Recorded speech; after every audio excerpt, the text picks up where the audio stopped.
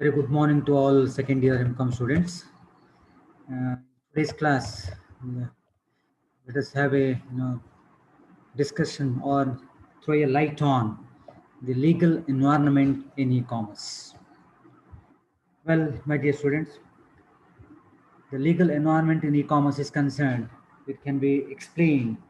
It can be dealt in four different points. Number one is borders and jurisdiction, and the second one is jurisdiction on the internet, and number three, contracting and contract enforcement and website content. Well, the legal environment is an integral part of the world, and we should take into account in developing a strategy for e-commerce. Legal issues regarding to e-commerce have only begun to be addressed.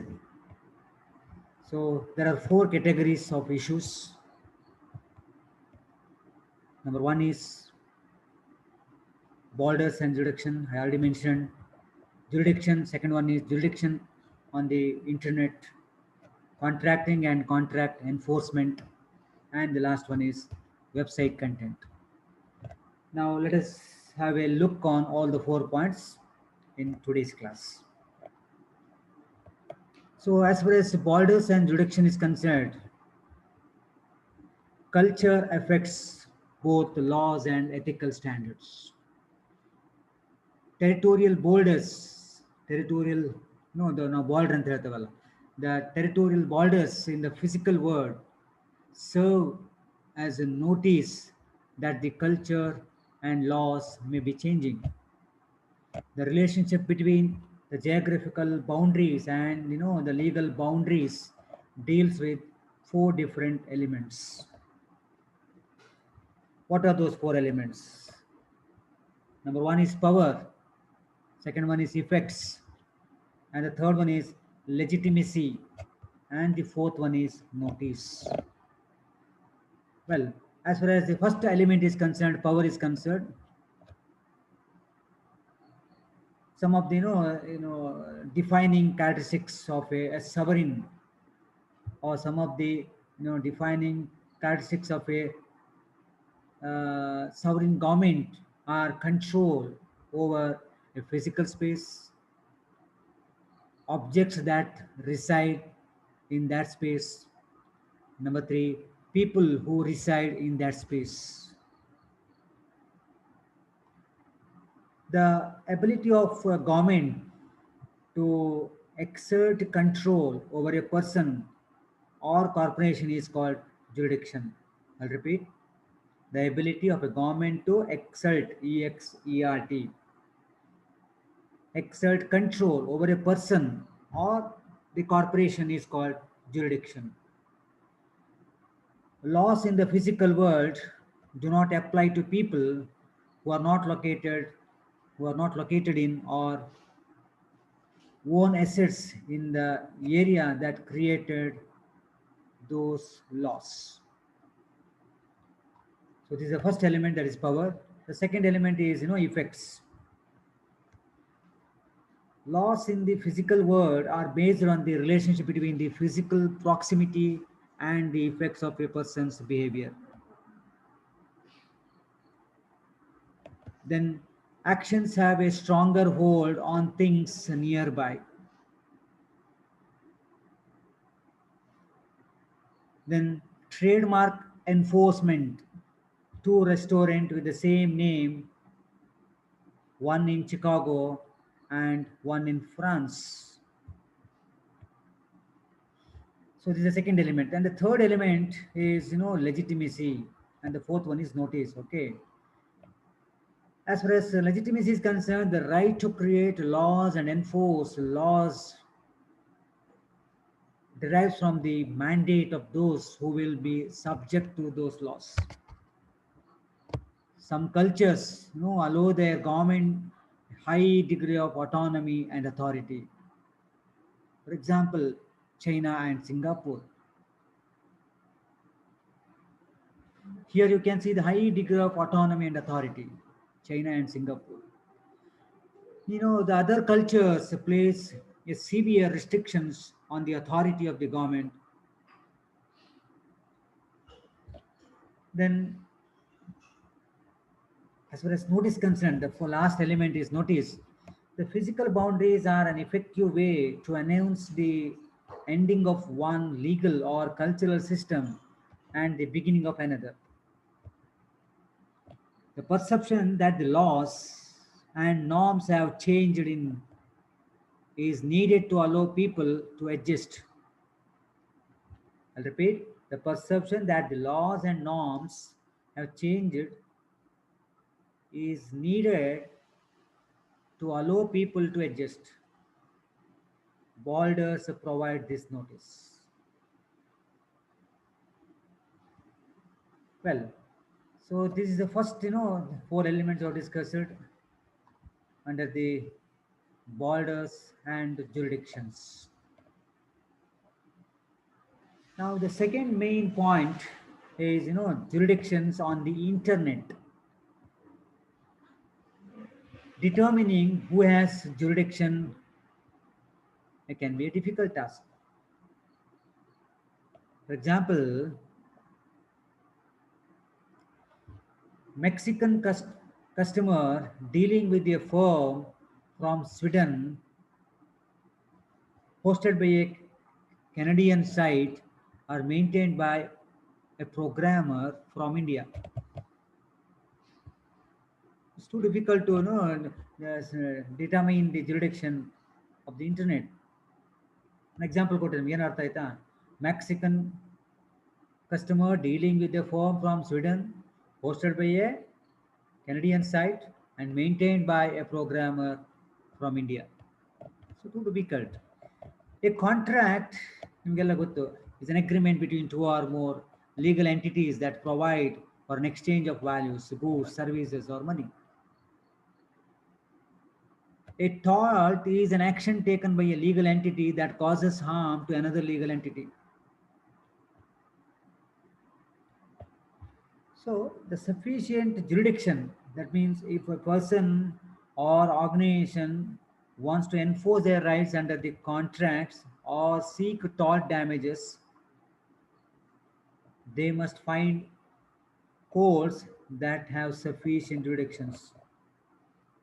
A court has a sufficient jurisdictions in a matter if it has both subject matter jurisdiction as well as personal jurisdiction.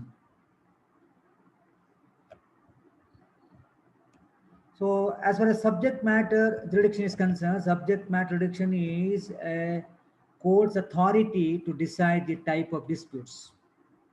I repeat, the subject matter jurisdiction is nothing but it is a court's authority to decide the type of disputes.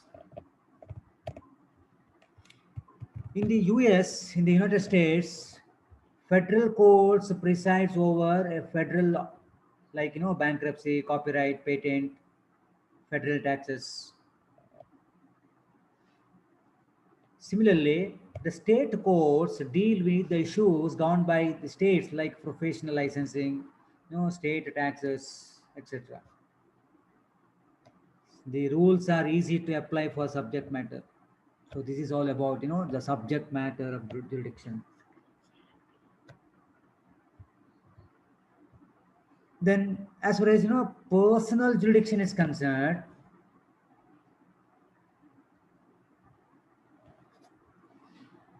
personal jurisdiction is in general it is determined by the residence of the parties in question.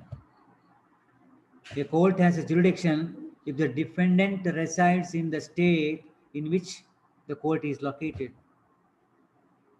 An out-of-state person can submit to a court's jurisdiction by signing a contract that includes a statement that the contract will be enforced according to the laws of the particular state.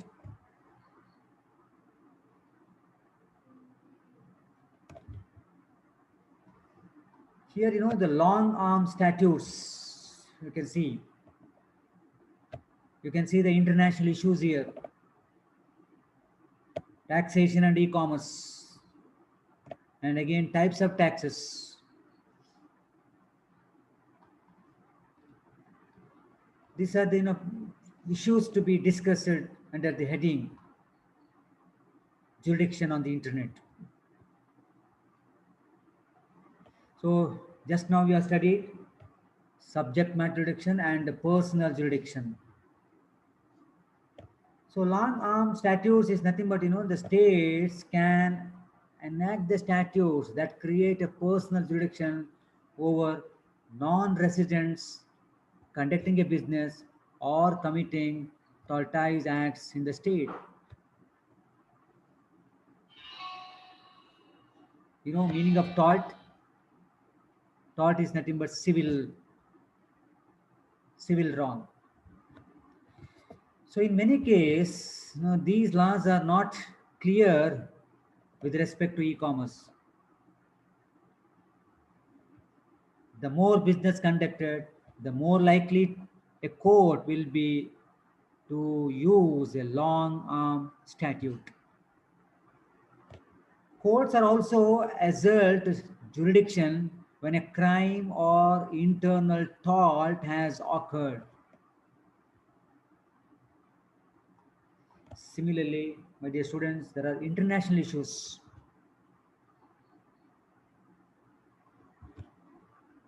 The exercise of jurisdiction across the national borders is governed by treaties between the countries. TREATIES, treaties between the countries. In general, the personal jurisdiction for foreign firms and persons is determined by US courts in the same way as long arm statutes. Jurisdictional issues are complex and changing. Business should consult an attorney for advice. Similarly, the taxation and e-commerce issues. A government acquires the power to tax a business when the business establishes a connection with the area controlled by the government. This connection is called nexus, Nexus. I'll repeat, the government acquires the power to tax a business when the business establishes a connection with the area controlled by the government. This connection is called Nexus, nexus. Nexus is very similar to a personal jurisdiction. Determining the nexus can be difficult when a company conducts only a few activities in the state. Online companies may be subject to multiple tax laws from day one.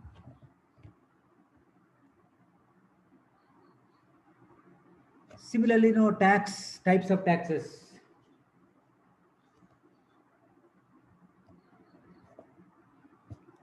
A online business is potentially subject to several types of taxes. Income tax charged by national, state, and local government on the net income generated by the business activities. Similarly, transaction taxes include sales tax, use tax, and custom duties. Property tax levied on the personal property and real estate used in the business. Income and transaction taxes are most important. Okay, now I'll move on to the third point, contracting and enforcement. Contracting and contract enforcement, last but one point.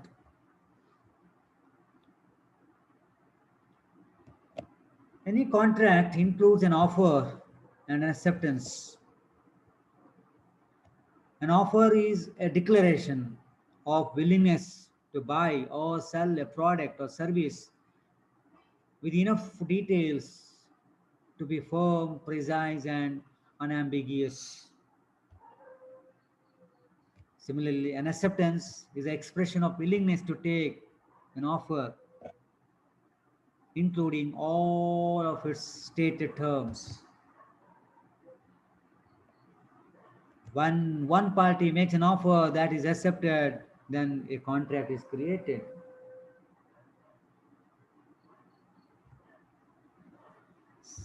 Now come to the issue, because all these things you have studied in the BCom level, in the business law subject you have studied, offer acceptance and all. Now contracting on the web is a new thing for you. A seller advertising on the web is not making an offer but inviting offers from the potential buyers.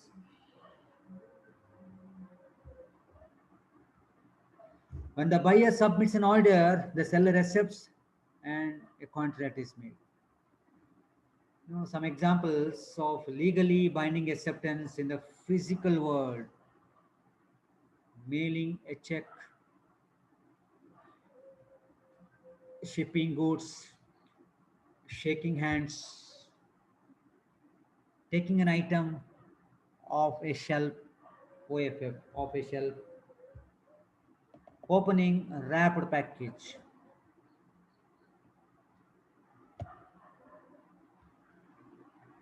This is contracting on the web. Then, in case of written contract, especially in the US, written contract must be used for the goods worth more than $500, and contract requiring actions that cannot be completed within a year.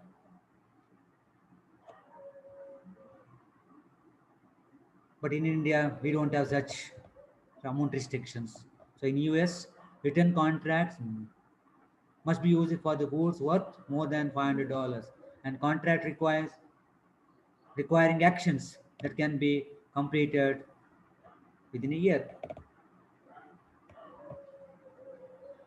Things that constitute signature: faxes, typed names, printed names, digital signatures.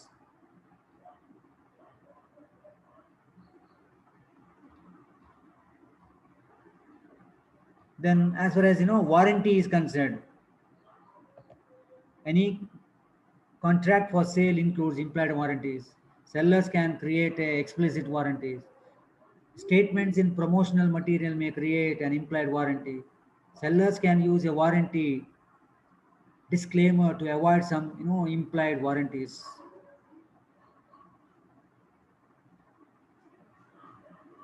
So it must be clearly displayed. Okay. Now, website content.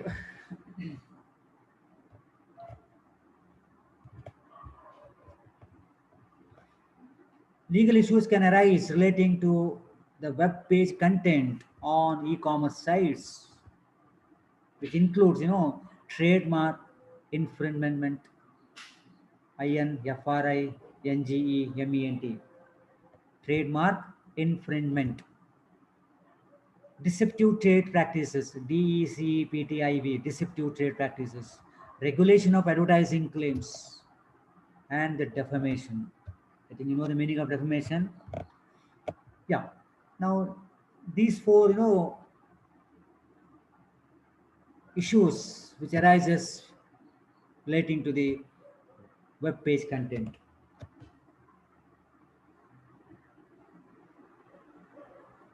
Trademark infringement, deals with web designers must be careful not to use any trademark name, logo, or other identifying marks without the written consent of the trademark owner.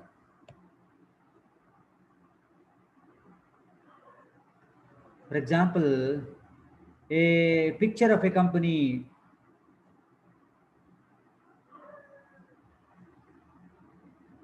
other than the Pepsi, president holding a can of Pepsi.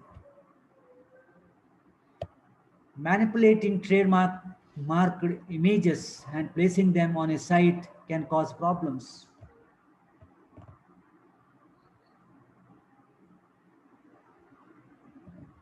Then, as far as deceptive trade practices is concerned, Website that includes links to the other sites must be careful not to imply a relationship with the company if there is none. A form cannot use similar name, logo, or other identifying characteristics that causes confusion in the customer's mind. Trademark dilution is the reduction of the distinctive quality of a trademark by alternate uses. Then, as far as defamation is concerned, a defamatory statement is one that is a false and injurious or injures the reputation of another person or a company. So defamatory statement is nothing but publishing some false information. ಇಲ್ಲ ಸಲ್ಲದ ಅಪವಾದ ಹಾಕ್ತಾ ಉಂಟಲ್ಲ ಅದು. A statement injuring the reputation of a product or service is called product disfragment. The line between the justifiable criticism and the defamation can be hard to determine.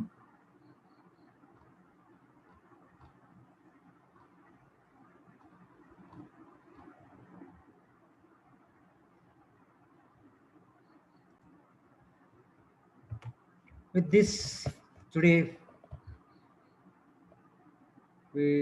I tried to enlighten you on the legal environment in e-commerce. I spoke broadly. So these are the 4 important pillars to discuss the legal environment in e-commerce.